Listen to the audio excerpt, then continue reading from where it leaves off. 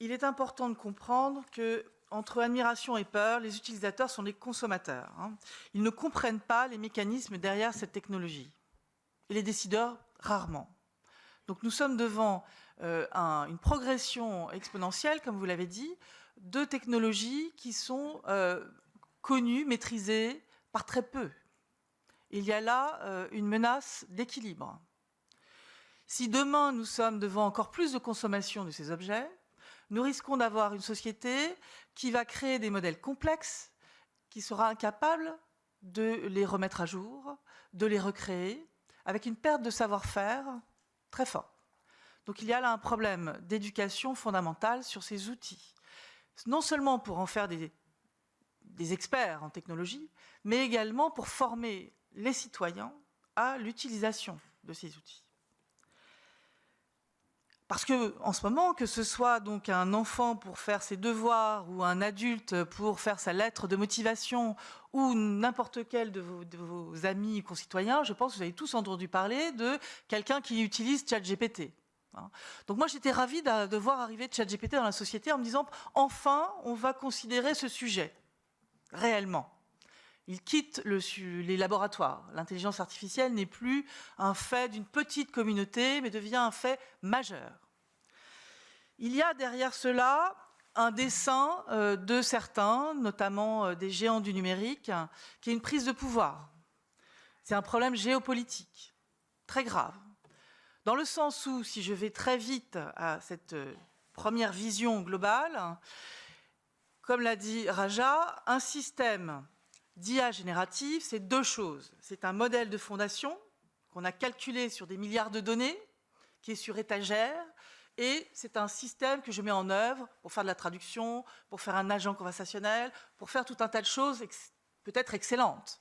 Mais il s'agit quand même de comprendre que le modèle que je prends sur étagère a été fait par d'autres personnes, qu'il contient un certain nombre de données que nous ne maîtrisons pas, qui ne sont pas transparentes, qu'il y a des hyperparamètres dans ces modèles qui ne sont pas non plus transparents et qui ont un impact énorme sur le résultat. Donc cette opacité des modèles doit être un premier souhait. On doit absolument réguler pour obliger ceux qui sont en train de faire ces systèmes, dont Bloom, on a entendu parler. Quel est l'intérêt de Bloom? C'est qu'il est justement open, ouvert, plus transparent.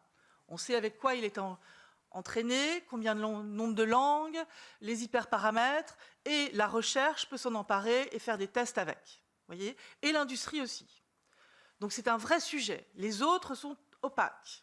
Pour vous donner une idée de l'opacité, eh bien, il y a un facteur qui s'appelle la température, qui est une espèce de facteur qui est lié finalement un peu au hasard, puisque au lieu de produire la meilleure solution, le système va vous produire le premier mot, la séquence de mots probables après le prompt que vous donnez, il va vous produire parmi les N possibles. Alors, on ne se rend pas compte, ça veut dire que si j'interroge 2 fois de suite le même système, il peut me répondre par 2 phrases différentes. Et là, je vais dire, il est intelligent. Mais non. Nous avons un paramètre qui permet d'aller chercher un deuxième possible, qui le rend un peu humain peut-être. Alors vous voyez, ça va très vite, la projection qu'on fait sur ces systèmes. D'autre part, fondamentalement, comment sont créés ces systèmes? Ils sont créés à partir d'une hypothèse linguistique qui est la suivante. On va prendre la phrase, je prends l'aspect langagier. On la réduit à un ensemble d'entités minimales qui ne sont pas des mots.